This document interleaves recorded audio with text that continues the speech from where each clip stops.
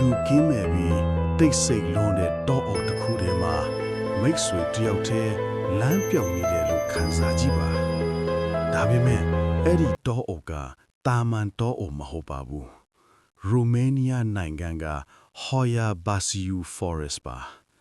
ဒီနေရာကို Transylvania ရဲ့ Bermuda Triangle လို့လည်းခေါ်ကြပါတယ်ဒီညမှာတော့အဲ့ဒီတောအုပ်ဘာလို့နာမည်ကြီးရလဲဆိုတာကျွန်တော်ပြောပြသွားမှာပါဒီတောအုပ်ဟာ1960ခုနှစ်တွေမှာရိုက်ကူးခဲ့တဲ့ UFO တပ်ပုံတွေကြောင့်ကဘာကျော်သွားခဲ့တာပါဒါပေမဲ့ရင်းပြန်တွေထက်ပိုကြောက်စရာကောင်းတာကဒီတဲကိုရောက်သွားတဲ့သူတွေခံစားရတဲ့ဝေဒနာတွေပါပဲတောတဲကိုချီချလိုက်တာနဲ့လူတွေဟာအကြောင်းပြချက်မရှိပဲခေါင်းမူတာပြုတ်အန်တာအရေးပြားပေါ်မှာအနီကွက်တွေထလာတာမျိုးတွေဖြစ်တတ်ပါတယ်အဆိုးဆုံးကတော့တစုံတစ်ယောက်ကတင့်ကိုအမြဲစောင့်ကြည့်နေတယ်လို့ခံစားရတာပါပဲနမေကြီးတဲ့ပုံပြင်တစ်ခုရှိပါတယ်အဲ့ဒါကတော့တိုးချောင်းသားတစ်ယောက်ဟာတိုးအကောင်200နဲ့အတူဒီတောထဲကိုဝင်သွားပြီးလုံးဝပြန်ထွက်မလာတော့တာပါ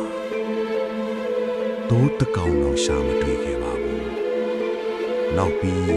ဒိုးအုပ်ရဲ့အလဲဘဟုံမှာ The Circle လို့ခေါ်တဲ့အဝိုင်းကွက်ကြီးတစ်ခုရှိပါတယ်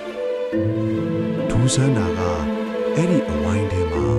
ဘယ်တော့မှမြတ်ပင်မပေါက်တယ်လို့တစ်ပင်လည်းမရှိပါဘူး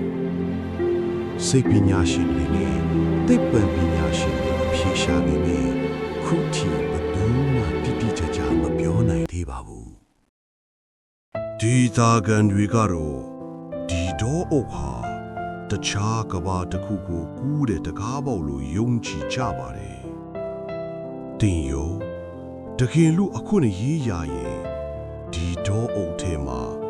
တညလောက်အိပ်ရဲပါမလားကဲ